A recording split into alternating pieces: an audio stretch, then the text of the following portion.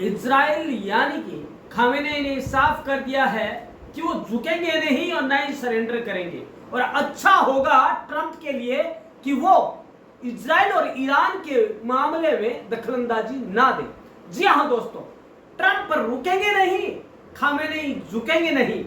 आखिर क्यों अमेरिका और इजराइल खून के प्यासे हैं खामेनेई के? तो दोस्तों आज हम जानेंगे पूरी रिपोर्ट, पूरा एनालिसिस कि ऐसा क्या कारण है कि ट्रंप और ईरान दोनों, ट्रंप और इजराइल दोनों ईरान के खून के प्यासे हो गए हैं।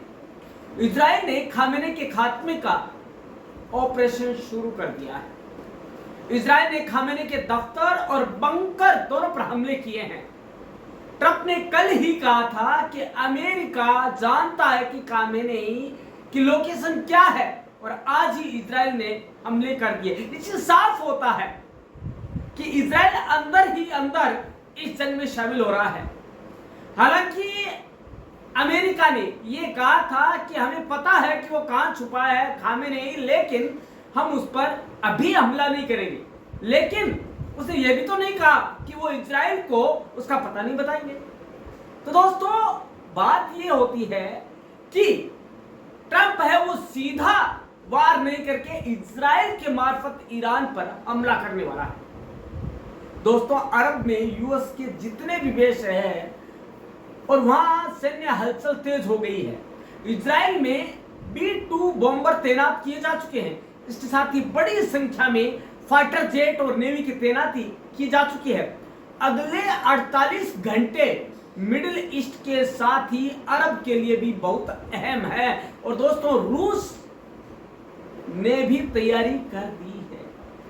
अमेरिका ने जल, थल और नभ से ईरान की घेराबंदी शुरू कर दी है। यूएस वायुसेना अरब में तैनात सैनिक और वायुसेना युद्ध की तैयारी में जुट गए हैं।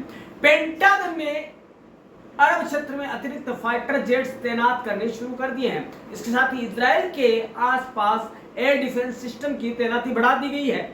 अरब के अलग अलग यूएस बेस पर सैन्य हलचल तेज हो चुकी है। खामेनेई के संबोधन के बाद भी इजराइल ने खामेनेई के खिलाफ सीधा हमला शुरू कर दिया है। दोस्तों ट्रंप की चेतावनी के बाद तेज हो गए इजरायली हमला। हमने ठीक एक दिन पहले अमेरिका के राष्ट्रपति डोनाल्ड ट्रंप ने कहा था कि अमेरिका को खामेनेई के लोकेशन का पता है। इसके बाद इजराइल की ओर से खामेनेई पर सीधा हमला होना यह संकेत देता है कि वाशिंगटन और तेल अवीव की रणनीति अब पूरी तरह एकजुट हो चुकी है। रिपोर्ट में दावा किया गया है कि ट्रंप ने G7 बीच छोड़कर सिचुएशन रूम में बैठक की और उसके बाद अमेरिका की सैन्य तैनाती बढ़ा दी गई है। हालांकि बुधवार को ही खामेनेई ने अपने संबोधन में ट्रंप को चेतावनी देते हुए कहा था कि वो यदि बीच में आते हैं तो अमेरिका को अपनी तबाही का मंजर देखना होगा। अरब में अमेरिकी सैन्य हलचल के से जंग के संकेत मिल चुके हैं। दोस्तों अरब में जो सऊदी अरब है उसमें सैन्य हलचल तेज हो चुकी है। उसे लगता है कि अब जंग छिड़ने वाली है। ईरान की मिसाइलें और खामेनेई का संबोधन क्या कहता है? ईरान ने भी जवाबी कार्रवाई के संकेत दिए हैं। ईरानी नेशनल सिक्योरिटी कमेटी के उपाध्यक्ष मोहम्मद नवाबियान ने कहा है कि अमेरिका अगर हमला करता है तो 50,000 ताबूत तैयार थे। ईरान की सेजिल मिसाइलें 2500 किमी तक मार कर सकती है और सभी अमेरिकी बेस उसकी रेंज में हैं। ईरान के पास इतनी रफ्तार की मिसाइलें हैं जिन्हें अमेरिका का डिफेंस सिस्टम भी कभी रोक नहीं सकता। वही खामेनेई ने भी संबोधन में अमेरिका को खुलकर चेतावनी दे दी है। अब बात आती है खामेनेई की सीधी चेतावनी। अब खामेनेई ने क्या चेतावनी दी है यह भी जानेंगे, और जानेंगे ये भी कि आखिर क्यों ट्रंप और इजराइल दोनों ईरान को खात्मा कर देना चाहते हैं। ईरान के सुप्रीम लीडर खामेनेई ने कहा है कि अमेरिकी धमकी देकर ईरान को झुका नहीं सकता। अगर अमेरिका जंग चाहता है तो उसके नतीजे भुगतने के लिए तैयार रहना होगा। ईरान ने यह भी कहा है कि अमेरिकी बेसों पर हमला करना ज्यादा आसान है, क्योंकि वो खुले और तय ठिकाने हैं। ईरान को चीन और रूस का समर्थन मिल रहा है। चीन से ईरान में भारी संख्या में सैन्य कार्गो पहुंचे हैं। वहीं पुतिन और शी जिनपिंग के बीच बातचीत हुई है, जिसमें अरब में बढ़ते तनाव पर राजनीतिक चर्चा की गई है। अगर अमेरिका जंग में उतरता है तो यह टकराव विश्व युद्ध जैसे हालात में बदल सकते हैं। अब बात है कि अन्य देश इसमें क्या कर रहे हैं। तो दोस्तों बता दें, यूके और अन्य सहयोगियों की तैयारी शुरू हो चुकी है। सिर्फ अमेरिका ही नहीं, ब्रिटेन ने भी साइप्रस के अक्रोतिरी एयरबेस पर फाइटर जेट्स की संख्या बढ़ा दी है। यह संकेत है कि नाटो सहयोगी भी इस संघर्ष में कूद सकते हैं। यह जंग जब अपनी चरम सीमा पर होगा तो केवल इजराइल या ईरान तक ही सीमित नहीं होगा। दोस्तों, यह अंतरराष्ट्रीय स्तर पर सुपर पावर टकराव में बदलने जा रही है। ट्रंप रुकने को तो तैयार है ही नहीं और खामेनेई झुकने को तैयार नहीं है। ऐसे में अब टकराव लगभग तय है, लेकिन सवाल यह है कि इस जंग का अंजाम क्या होगा। दोस्तों, क्या यह अरब में सीमित रहेगा या फिर पूरी दुनिया को, पूरे विश्व को अपनी जद में, अपनी चपेट में ले लेगा। दोस्तों, इसको जानने के लिए हम आगे देखते हैं कि इजराइल और ईरान की रंजिश की बड़ी वजह ही क्या है।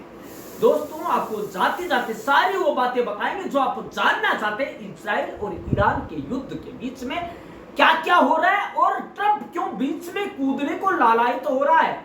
खामेनेई ने अमेरिका, इजराइल और पश्चिमी देशों के खिलाफ मजहबी राष्ट्रवाद को हथियार बनाया। उन्होंने इराक, सीरिया, लेबनान और यमन में मिलिटेंट नेटवर्क खड़ा किया, जिसे एक्सिस ऑफ रेसिस्टेंस कहा गया। वही ईरान ने इजराइल के अस्तित्व को नकारा और फिलिस्तीन के मुद्दे का कट्टर समर्थन किया। ऐसे में खामेनेई ने इजराइल के खिलाफ हिजबुल्ला, हूती और हमास जैसे मिलिटेंट नेटवर्क खड़े कर प्रॉक्सी वॉर छेड़ दी। इसके अलावा खामेनेई ने ईरान के न्यूक्लियर प्रोग्राम को धीमा किया, लेकिन खत्म नहीं किया। इसके जरिए अमेरिका, इजराइल समेत पश्चिमी देशों पर दबाव बनाए रखा। ईरानी न्यूक्लियर प्रोग्राम को इजराइल अपने लिए सबसे बड़ा खतरा मानता है।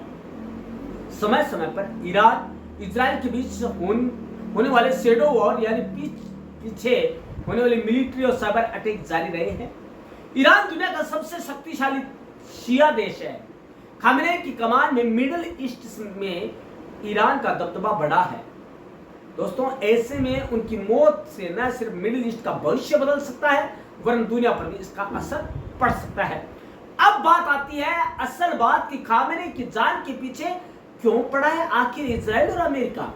बीते 7 दिनों से ईरान और इजराइल जो है खूनी संघर्ष में जुटे हुए हैं, एक दूसरे के खून के प्यासे हो रहे हैं। इजराइल के 2 बड़े मकसद हैं, ईरानी न्यूक्लियर प्रोग्राम और IRGC को खत्म करना। इसको लेकर इजराइल ने ईरान के न्यूक्लियर प्लांट्स पर भी कई हमले किए हैं। साथ ही सैन्य ठिकानों पर स्ट्राइक कर IRGC के टॉप कमांडर्स को भी मौत की नींद सुला दिया है। इसके बावजूद खामेनेई ने कई बार नए सैन्य अफसर तैनात कर दिए हैं। दरअसल ईरान में हर जरूरी मुद्दे या दुनिया के लिए ईरान की नीतियों और तरीकों पर आखिरी फैसला सुप्रीम लीडर यानी खामेनेई ही करते हैं। इजराइल का मानना है कि न्यूक्लियर प्रोग्राम और IRGC के खात्मे के लिए खामेनेई की हत्या किया जाना जरूरी है। इसके साथ वहां सत्ता परिवर्तन भी होगा और वहां पे मानवता के लिए एक नई लहर आएगी। खामेनेई के निधन के बाद नए रहबर का चुनाव इतना आसान नहीं है, नए राष्ट्रपति या प्रधानमंत्री का चुनाव इतना आसान नहीं है। हालांकि कई मीडिया रिपोर्ट्स में दावा किया जा चुका है कि खामेनेई ने अपने दूसरे बेटे मुज्तबा खामेनेई को अपना उत्तराधिकारी चुन लिया है। ईरानी असेंबली ऑफ एक्सपर्ट्स ने भी सीक्रेट मीटिंग में इस पर मोहर लगा दी है। इसके अलावा पूर्व राष्ट्रपति इब्राहिम रईसी, पूर्व न्यायपालिका प्रमुख सादिक लारिजानी और मौजूदा राष्ट्रपति हसन रूहानी भी इस रेस में शामिल होने जा रहे हैं। अगर ईरान में सत्ता परिवर्तन होता है तो इस्लामिक क्रांति के बाद देश छोड़कर भागे ईरान के पूर्व शाह के बेटे रजा पहलवी अपने पिता की गद्दी पर दावा कर सकते हैं। वे अभी अमेरिका में हैं और उन्होंने ईरान पर हो रहे इजरायली हमलों का समर्थन किया है। नवंबर 2024 में ट्रंप के चुनाव जीतने के बाद रजा पहलवी ने एक इंटरव्यू में कहा था कि ईरान में लोकतांत्रिक सत्ता की वापसी होनी चाहिए, जो पश्चिमी देशों के साथ समृद्ध होगा, इजराइल के साथ शांतिपूर्ण रिश्ते रखेगा और अपने पड़ोसियों से दोस्ती करेगा। अब क्या है कि खामेनेई के दुश्मन अन्य देश ही नहीं, इसके घर में ही कला है। क्या है कला है वो भी जान लेते हैं। अली खामेनेई की दुश्मनी न केवल इजराइल और अमेरिका से, बल्कि उनके रिश्तेदार भी उनकी शासन व्यवस्था के खिलाफत करते हैं। खामेनेई की बहन भी उनकी आलोचक है। खामेनेई के पिता की पहली पत्नी से 3 बेटियां थी, सभी की मौत हो चुकी है। दूसरी पत्नी से मोहम्मद अली खामेनेई, बद्री, हादी और हसन का जन्म हुआ। आपको बता दें कि हसन को छोड़कर अली खामेनेई के सभी भाई मौलवी हैं। हसन ईरान के तेल और संस्कृति मंत्रालय में काम कर चुके हैं। अब आपको बता दें कि इनके जो भाई है मोहम्मद, वो दक्षिणपंथी है। अली खामेनेई और भाई मोहम्मद खामेनेई के बीच पटती नहीं है, क्योंकि मोहम्मद को दक्षिणपंथी माना जाता है। 1981 में मीर हुसैन मुसावी के प्रधानमंत्री बनने के खिलाफ मोहम्मद ने मतदान किया था। उनको 98 अन्य सांसदों का साथ मिला था। 7 सांसदों को साथ मोहम्मद ने एक पत्र लिखा था, उसमें उन्होंने ईरान के विदेश मंत्री अली अकबर विलायती को संसद में पेश करने और 1986 में अमेरिकी राष्ट्रीय सुरक्षा सलाहकार रॉबर्ट मैकफार्नेल की तेहरान यात्रा से जुड़े सवालों के जवाब मांगे थे। अब बात आती है भाई की। भाई हादी खामेनेई भी आलोचक माने जाते हैं इसके। अली खामेनेई के भाई हादी खामेनेई भी इसके बड़े आलोचक हैं। हादी को वामपंथी आंदोलन का सदस्य माना जाता है। वह अली खामेनेई के विरोधी है, धुर विरोधी है। जहान इस्लाम और हयात 2 नाम से उन्होंने समाचार पत्रों का प्रकाशन किया, मगर बाद में इन पर भाई अली खामेनेई ने प्रतिबंध लगा दिया। जब मोहम्मद खातमी ईरान के राष्ट्रपति थे, तब हादी पर सेना ने कई बार सादे कपड़ों में हमला किया। 2009 के राष्ट्रपति चुनाव में हादी ने मीर हुसैन मौसवी का समर्थन किया था बजाय अपने भाई के। अब क्या है, बहन बद्री से भी नहीं बनती है। 1980 के दशक में अली खामेनेई की बहन बद्री खामेनेई और उनके पति शेख अली तेहरानी उनकी सरकार की आलोचना करते रहे। बाद में तेहरानी को इराक भागना पड़ा था। 1995 में 1995 में ईरान लौटने पर बद्री के पति को 20 साल की सजा सुनाई गई। हालांकि 10 साल बाद रिहा कर दिया गया। साल 2022 में तेहरानी की मौत हो चुकी है। बद्री ईरान में भाई खामेनेई के निरंकुश शासन की आलोचना करती है। उन्होंने कई बार खुले पत्र भी लिखे। ईरान में विरोध प्रदर्शनों के दमन की चिंता करते हुए निंदा भी की। वह इस्लामिक रिवॉल्यूशनरी गार्ड्स कॉर्प्स यानी IRGC के भी खिलाफ है। अब बात आती है ननियाल की। दोस्तों, इसने अपने ननियाल को भी नहीं छोड़ा और ये ननियाल के भी खिलाफ हो गया। अली खामेनेई की मां खदीजा मिर्दामादी का संबंध ईरान की मिर्दामादी परिवार से है। वह अयातुल्ला हासेम नजफाबादी मिर्दामादी की बेटी थी। यह परिवार भी अली खामेनेई के शासन के खिलाफ करता है। दोस्तों, अली खामेनेई के मामा हुसैन मिर्दामादी धर्मशास्त्र के प्रोफेसर रह चुके हैं। 2009 के राष्ट्रपति चुनाव में उन्होंने अली खामेनेई के खिलाफ कई पत्र लिखे। साल 2014 में हुसैन के पत्रकार बेटे सिराजुद्दीन मिर्दामादी को गिरफ्तार कर लिया गया और ईरान की सरकार ने उन्हें 6 साल की सजा भी सुना दी। 5 साल तक पत्रकारिता करने पर भी उनके रोक लगा दी। दोस्तों, 2009 में खामेनेई के एक और मामा को ईरान छोड़कर जाना पड़ा। अब वह ब्रिटेन में रहते हैं। तो दोस्तों, ये है पूरा शगुफा, जिसकी वजह से यह जो खामेनेई है वो सभी की आंख का कांटा या खिरकिरी बन चुका है। और दोस्तों, यदि इसका खात्मा होता है तो इसके देश में नहीं पूरे विश्व में शांति की लहर आ सकती है और मानवता फिर से मुस्कुरा सकती है। तो दोस्तों, आप क्या सोचते हैं? क्या इजराइल और ईरान के युद्ध के बीच में ट्रंप को आना चाहिए, या दोनों ही देशों को लड़ झगड़ कर अपना मंसूबा तय कर लेना चाहिए, या इंसानियत को, पूरे विश्व की इंसानियत को इसमें झोंक दिया जाए और एक तरफा युद्ध हो जाए? दोस्तों, आप क्या सोचते हैं? कमेंट में आप जरूर दीजिएगा। धन्यवाद दोस्तों।